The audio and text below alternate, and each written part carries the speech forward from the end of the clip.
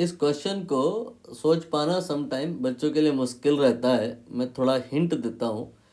आपको इतना तो समझ में आया होगा कि यहाँ एपेरेंट एक्सपेंशन जैसा कुछ कहानी है, क्योंकि एक बीकर है और उस बीकर की जो कैपेसिटी है कि 500 सीसी अमाउंट वो अपने अंदर ले सकता है, बट उसको कम्प्लीटली फिल नहीं किया है। कुछ पार्ट उसमें खाली रहा है। VM अमाउंट मरकरी उसमें फिल किया है और फिर उसको हीट किया। तो यहाँ पे जो मरकरी अंदर भरी हुई है उसका वॉल्यूम बढ़ेगा, और जो बीकर है उसकी जो कैपेसिटी है वो भी बढ़ेगी, और जो अनफिल अमाउंट है, एम्प्टी स्पेस है, वो भी बढ़ेगा। एम्प्टी स्पेस कह लिया मैंने, लेकिन वो रियलिटी में वहाँ एयर होती है, इग्नोर दैट। जो पार्ट में मरकरी नहीं है उस पार्ट का भी वैल्यू बढ़ेगा।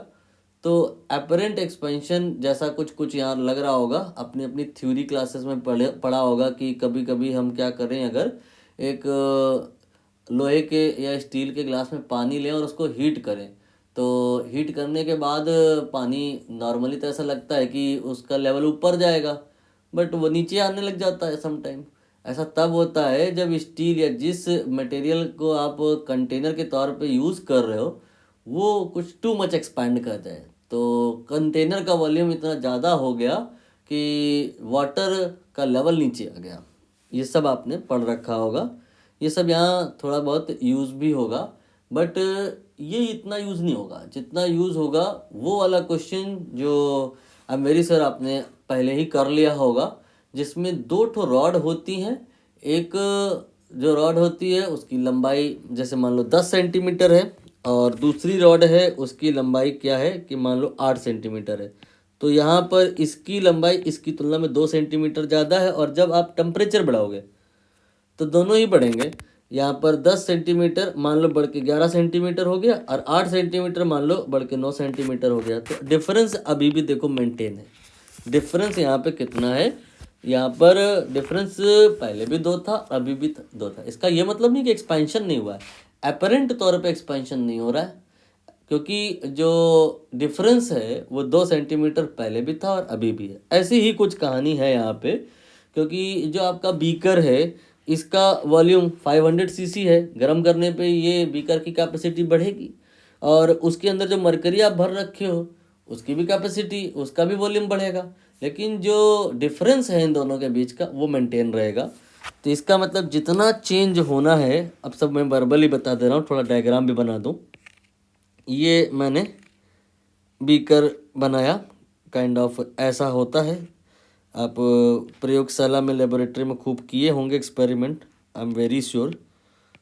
तोड़ फोड़ भी की होगी, फाइन भी दिया होगा।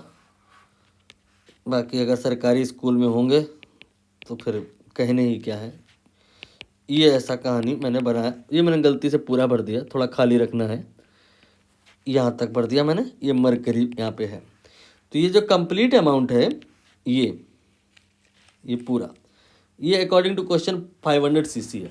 बिगिनिंग में 30 डिग्री सेल्सियस टेम्परेचर है, फिर बाद में बढ़ाएंगे। और यहाँ पर ये जो मरकरी फिल है इसका अमाउंट VM है, और ये हमें पता नहीं है, यही पता लगाना है। लेकिन पता क्या है, पता ये है कि जब हम इसको हीट करते हैं ना तो सब कुछ बढ़ने लगता है, लेकिन ये जो इम्पटी स्पेस है ये पार्ट जो है ना ये चेंज नहीं होता।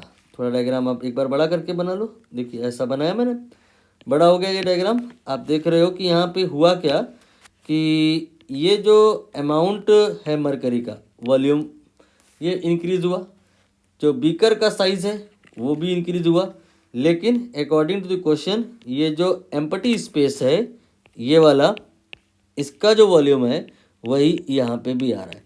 तो एम्प्टी स्पेस का जो वॉल्यूम अगर हमें निकालना है, कहीं पे भी निकालना हो, always what we can say that VE volume of the empty space will be what, volume of the beaker then minus volume of the mercury.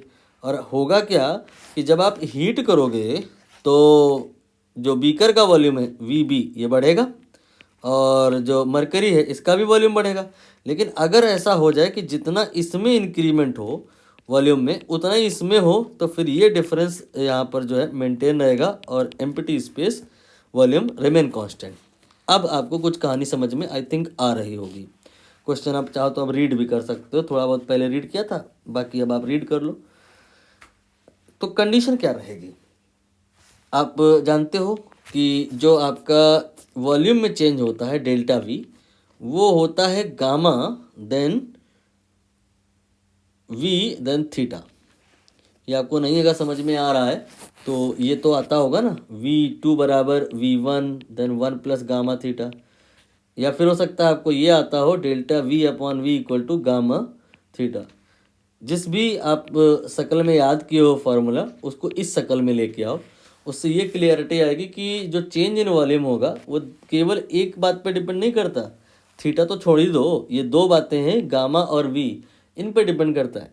अगर किसी का गामा ज़्यादा है लेकिन उसका वी कम हो जाए, बिगिनिंग से आपने किसी का वॉल्यूम कम ही लेके रखा है, तो नो डाउट उसका बिगिनिंग से वॉल्यूम कम है, बट एक्सपेंशन कोफिशिएंट अगर ज़्यादा हो गया तो जो डेल्टा वी आएगा वो मैच कर जाएगा। जैसे यहाँ पर दो लोग हैं, एक बीकर है और दूसरा जो है मरकरी है, आप गामा की जो वैल्यू है तुलना कर लो, ये 10⁻⁻⁶ है, बीकर में तो एक्सपेंशन देखा जाए तो बहुत कम है, लेकिन जो चेंज इन वॉल्यूम होगा, बीकर की जो कैपेसिटी में चेंज होगा वो मरकरी के बराबर ही हो जाएगा। उसका कारण ये है कि निसंदेह गामा वैल्यू फॉर बीकर ये लेसर है, बट बीकर का जो वॉल्यूम है कंपेयर टू मरकरी वॉल्यूम वो ज़्यादा है ना, तो जो वी शुरुआत से ही आपने ज़्यादा नहीं रखा है, तो गामा कम होने के बाद भी वो मरकरी के चेंज इन वॉल्यूम के इक्वल हो जाएगा।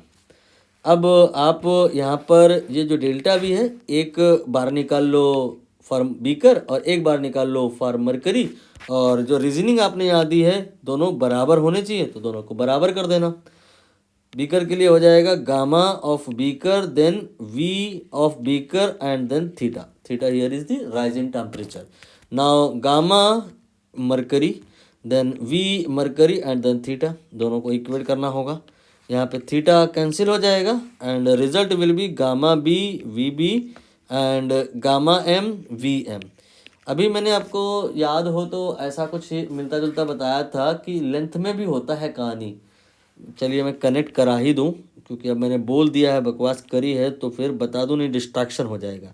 यहाँ पे दो रॉड हैं, इसका लेंथ L1 है, इसका लेंथ L2 है शुरुआत में, और एक्सपेंशन कोफिशिएंट α1 एंड α2 है।